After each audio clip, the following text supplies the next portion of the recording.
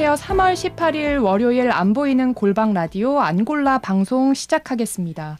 오늘은 러시아 대선 소식을 전해드리도록 하겠습니다.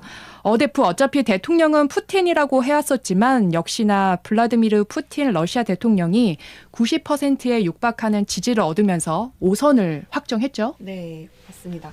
역대 최대 득표율이라고 하더라고요. 지금 아직 뭐 개표 중이긴 하지만 사실상 당선이 확정됐다고 봐도 우리가 전혀 없을 것 같고 지금 기준으로는 87% 넘었다고 나오네요. 그렇군요. 이게 최종 개표 결과에서도 80% 득표율이 나올 경우에 러시아 대선 가운데 역대 최고 득표율이라고 하더라고요. 맞습니다. 또 종전 최고 기록은 역시나 푸틴 대통령이 세웠더라고요. 2018년에 네. 76.7%를 기록한 바 있습니다. 사실 이번에 5선 도전이라고 이제 나오기는 했지만 사실상 도전이라는 말이 거의 의미가 없는 것 같고 아무튼 이제 관심사는 당선이 아니라 득표율이었잖아요. 그런데 이게 종전 최고 득표율을 넘어서서 90%에 가까운 득표율이 나왔습니다. 그리고 심지어 투표율도 74%가 넘었다고 하는데요. 이게 기존 최고 기록이 96년에 69%였던 거를 감안하면 투표율도 신기록을 세웠다고 볼 수 있습니다. 그렇게 되면 언제까지 집권을 하게 되는 거죠? 지금 임기가 6년으로 늘어나서 2030년까지 이제 집권을 하게 되는데 사실상 거의 뭐 종신 집권이나 다름없는 게 아닌가 싶은 게 푸틴 대통령이 1999년 12월 31일에 이제 집권을 시작해서 계속 연장하고 뭐 삼성 금지한 헌법 조항도 교묘히 피해가고 또 아예 2020년에는 헌법을 개정해서 임기를 4년에서 6년으로 늘리면서 지금 최장기 집권을 노리고 있거든요. 그래서 무사히 임기를 마치면 우리가 뭐 철권 통치자라고 불렀던 스탈린 전 소련 공산당 서기장이 집권했던 29년 기록을 깨게 되는 겁니다. 아, 그렇게 되군요. 이렇게 장기 집권에 가는데 분위기는 뭐 어떻게 러시아에서 국민들이 어떠한 지지를 보냈길래 푸틴이 당선된 걸로 좀 분석을 할 수 있을까요? 일단은 저는 조금 놀랐던 게 이제 생각보다 많은 사람들이 그리고 생각보다 강하게 푸틴 대통령을 러시아 국민들이 지지를 하고 있더라고요.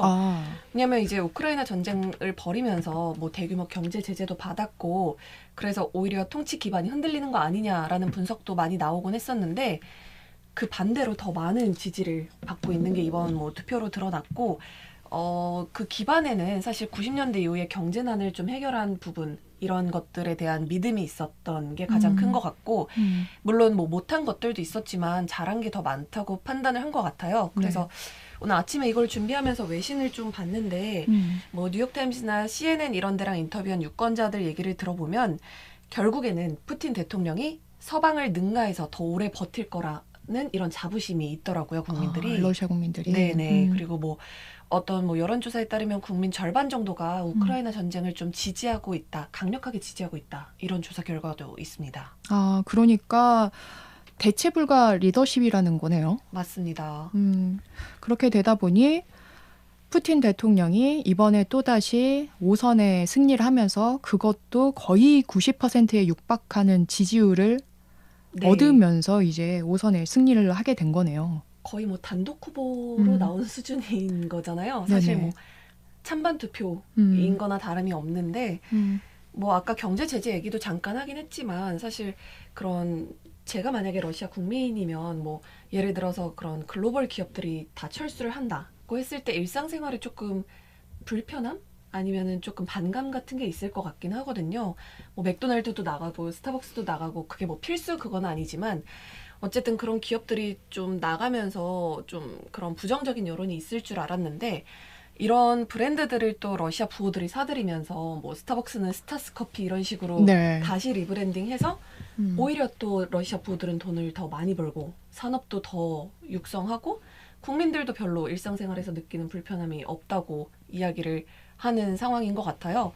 뭐 심지어 러시아 산업이 성장하고 있어서 자랑스럽다 이런 얘기를 한 인터뷰도 봤고요. 그리고 뭐 실제 러시아 통계국에 따르면 GDP가 G7 국가 성장률을 앞섰다고 해요. 그러니까 뭐 어쨌든 결론적으로는 그렇게 글로벌 기업들이 철수를 했지만 오히려 더 좋은 결과가 나온 게 아닌가 이런 분석도 있더라고요. 경제적인 안정을 이끌었다라는 거네요, 네네. 푸틴이. 뭐 그런 제재를 하지 않는 중국이나 인도 이런 나라들이랑 계속 교류를 친밀하게 해오면서 오히려 더 결속력이 생기고 사실 그리고 뭐 외부의 적들이랑 좀 싸우다 보면 내부에서는 되게 결속력이 강해지잖아요. 네네. 그런 측면도 좀 있는 것 같아요. 그래서 뭔가 어떤 미국을 중심으로 한 그런 서방 국가들의 패권에 맞서서 우리가 푸틴 대통령을 뽑았다. 이렇게 이야기하는 사람도 있더라고요. 그러니까 이제 푸틴이 이번에도 재선에 성공할 수 있었던 건 경제적인 안정을 이끌었다는 거고 또한 이 장기화되고 있는 우크라이나와의 전쟁이 오히려 내부에서는 결속력을 다지게 된 계기가 됐다. 또 무엇보다 푸틴에 맞설 지도자가 마땅치 않은 것도 이번에 또 재선에 성공할 수 있었던 어떤 배경 중에 하나가 되겠죠. 예, 정적인 알렉세이 나발리는 지난달에 수감 중에 갑작스럽게 사망을 했잖아요. 또 목숨을 위협받는 다른 반정부 인사들도 대부분 해외에 망명 중이다 보니 이번에 푸틴에 맞설 인물도 없었다. 맞아요. 그렇기 때문에 재선에 성공할 수 있겠다. 이렇게 정리를 할 수 있겠네요. 국제사회 반응은 좀 어때요? 일단 뭐 가장 궁금한 건 우크라이나 당연히 뭐 우크라이나는 가짜 선거다 이렇게 젤렌스키 대통령이 X에 글을 올렸더라고요. 그래서 뭐 권력에 중독돼서 영원히 통치하기 위해선 뭐든 다 할 수 있는 사람이다 뭐 이런 평가를 했고요. 그리고 미국도 이번 선거에 대해서 자유롭지도 또 공정하지도 않은 선거다라고 이렇게 비판을 했고요. 왜냐하면 뭐 다른 정치적인 반대자들을 투옥하고 뭐 그런 사람들이 출마하는 거를 막았다라고 생각했을 때 이런 걸 고려하면 공정하지 않은 선거다라고 또 비평을 냈고요.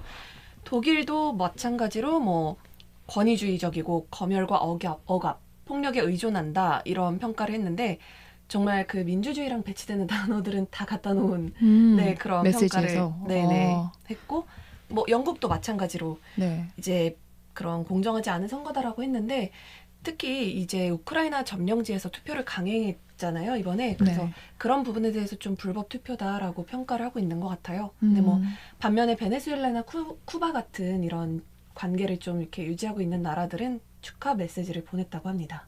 독일 메시지도 굉장히 강경했던 것 같아요.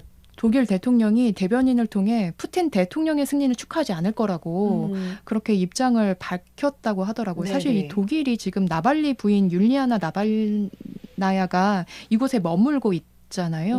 그리고 이제 독일에서 이 러시아에서 나오신 분들이 이렇게 독일에서 좀 모이시는 그러한 분위기인 것 같더라고요. 그럼 러시아 이제 푸틴이 이제 장기 집권하게 될 러시아는 뭐 어떤 게 좀 변화가 있을까요? 어떤 변화가 있을까요? 뭐 푸틴 대통령은 더 강한 러시아가 되겠다라고 얘기를 했는데 사실 지금도 굉장히 강력한 지도자 리더십을 발휘를 하고 있고 그래서 그런 상황인데 더 강하고 또 더 효과적인 그런 통치를 하겠다 이렇게 얘기를 한 것 같아요. 무엇보다 이제 대내적인 통제 더욱 강화할 걸로 보이는데 나발리가 사망했어도 러시아 그 푸틴은 절대 흔들리지 않았잖아요. 그 뭐 조직적으로 이제 반정부 시위를 벌였음에도 오히려 이들을 탄압하고 이들을 구속하고 뭐 군대에 보내겠다고 협박도 하고 러시아는 그렇게 모습을 보였었는데 푸틴이 재집권하면서 그 대내적인 통제는 더욱 강화할 것 같은 모습을 보인다고 그렇게 이제 외신들은 보도를 하고 있고요. 또 우크라이나 전쟁에 러시아가 공세를 강화할 가능성이 또 높아졌다 이렇게 또 분석을 하더라고요. AP 같은 경우는 그동안 푸틴이 미뤄왔었던 추가 징집에 나설 것 같다. 그럴 가능성이 높다고 분석을 했더라고요. 또한 이 서방 제재에 대응하기 위해서 북한과 또 중국과 러시아의 관계가 더 강화될 거란 전망이 좀 나오더라고요. 러시아가 이제 우크라이나와의 전쟁이 장기화됨에 따라서 이제 부족해진 전쟁 물품을 그 탄약 같은 거를 북한에서 공급을 받았다고 하더라고요. 또 이제 작년 같은 경우는 김정은 국무위원장과 푸틴이 작년 9월에 러시아에 만나기도 했었고 또한 중국과 러시아의 관계에서도 지난해 시진핑 국가주석이 그 푸틴이랑 두 차례 만났었잖아요. 이럴 정도로 그 러시아가 주변국인 북한과 중국과의 관계에 보다 신경을 쓰고 있다. 그리고 이 밀착하고 있다 이렇게 좀 네네. 보여지고 있는데 푸틴은 이제 대선에 승리한 이후 5월 중순쯤에 중국에 또다시 방문할 거다. 그래서 시진핑 국가주석을 만나고 이후에 북한에 방문할 것으로 예상된다는 보도도 지금 나오고 있습니다. 맞아요. 또 본인 차를 선물해서 김정은 위원장이 평양에서 뭐 타고 다니는 모습이 포착되기도 했잖아요. 그리고 또 이번에 중러 관계는 지속 가능하다 이렇게 과시를 하기도 했고 그래서 정말 그 한반도를 둘러싸고 북중러 관계가 굉장히 더 끈끈해질 거란 분석이 계속 나오고 있습니다. 그리고 이번 선거 끝나고 난 뒤에 이제 그 푸틴 대통령이 러시아는 더 강하고 효과적이어야 한다고 더 강조했을 뿐만 아니라 나발리에 대한 언급을 처음 했었잖아요. 그동안 계속 무시해 왔다가 맞아요. 뭐라고 말을 했었죠? 어젯밤에 이제 기자들을 만나서 나발리의 죽음에 대해서 슬프다라고 언급을 했어요. 근데 뭐 그러고 나서 러시아로 돌아오지 말았어야 한다. 뭐 그런데 결국 돌아와서 이런 일이 벌어졌고 이런 게 인생이다라고 표현을 했더라고요. 굉장히 그 먼발치에서 남의 일을 이야기하는 듯한 좀 느낌을 받았는데 네. 그렇죠. 그리고 그러니까 나발리는 죽었다. 슬픈 일이다.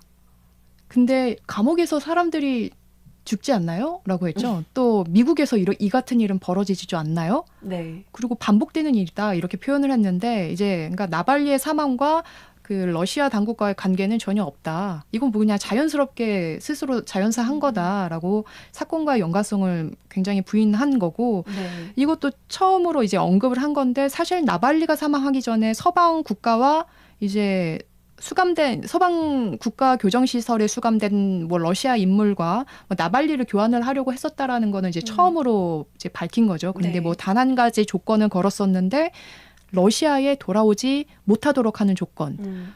그렇음에도 불구하고 나발리가 사망을 했고 뭐 당신이 뭐 할 수 있는 것은 아무것도 없지 않느냐. 매우 이것이 인생이다라고 이제 말을 하면서 매우 초연한 듯한 그렇게 이제 말을 해서 어떻게 보면 더 노골적으로 이제 그 죽음에 대해서 내 책임 아니다라고 얘기하는 뉘앙스가 강한 것 같아요. 맞아요. 그걸로 봤을 때 진짜 대내적인 통제에 더욱 강화할 거다. 이제 더 이제 무대포로 밀어붙이겠다라는 걸 좀 간접적으로 읽을 수 있었던 메시지 아니었나라고 생각이 듭니다. 뭐 국민들한테는 어떨지 모르겠지만 어쨌든 이런 사건이 있었음에도 불구하고 또다시 이렇게 높은 득표율로 당선이 되는 걸 보면서 정말 이 대체 불가 리더십이라는 말이 좀 이렇게 와닿는 표현인 것 같기는 해요. 나발리의 부인은 독일에서 선거를 했잖아요. 네네. 그렇죠. 이번에 이제 투표를 하면서 뭐 굉장히 또 강력하게 얘기를 했더라고요. 뭐 푸틴 대통령한테 뭐 당신은 뭐 깡패다, 살인자다 이런 워딩을 써가면서 투표 용지에 자신의 남편 이름을 적었거든요. 근데 사실 이게 그 반대하는 세력들이 시위를 벌이면서 한 항의의 일종이거든요. 그러니까 투표 용지에 대통령 푸틴 대신 나발리 이름을 적는 그런 것들을 좀 해왔었고 그리고 뭐 곳곳에서 좀 시위를 대선 기간 동안 사흘 동안 벌이긴 했었는데 뭐 투표소에 액체 테러를 한다든지 아니면은 불을 좀 지르려고 시도한다든지 그랬는데 그게 그렇게까지 또 큰 엄청난 여파를 몰고 오지는 못했던 것 같아요. 네. 그리고 뭐 푸틴 대통령도 이런 걸 언급하면서 뭐 오히려 투표를 독려한 것이었다. 약간 이런 식으로 좀 언급을 했더라고요. 전 사실 그 외신들 저희는 주로 로이터 보잖아요. 로이터 영상을 보면 러시아 국민이 인터뷰할 때 제 가슴이 떨리더라고요. 이거 인터뷰한 거 그 해외 언론을 통해서 나갔다가 저분의 안전은 보복당하는 거 아니까 안전이 걱정이 되는 이러한 상황에서 어떻게 러시아 국민이 인터뷰한다는 것 자체도 굉장히 큰 용기를 갖고 외신과 인터뷰를 하는 게 아닌가 되게 굉장히 우려와 걱정스러운 마음으로 외신을 좀 보고 있는 상황이긴 합니다. 알겠습니다. 오늘은 러시아 그 대선 소식 이제 따끈따끈하게 오늘 새벽에 들어온 소식과 관련해서 러시아 대선 소식을 좀 전해드렸고요. 그리고 뭐 러시아 대선 결과에 따른 국제사회 반응과 그리고 앞으로 러시아가 어떠한 행보를 보일 것인지 분석한 외신들 한번 좀 전해드려봤습니다. 오늘 방송은 여기까지 하고요. 내일 또 찾아뵙도록 하겠습니다. 감사합니다. 감사합니다.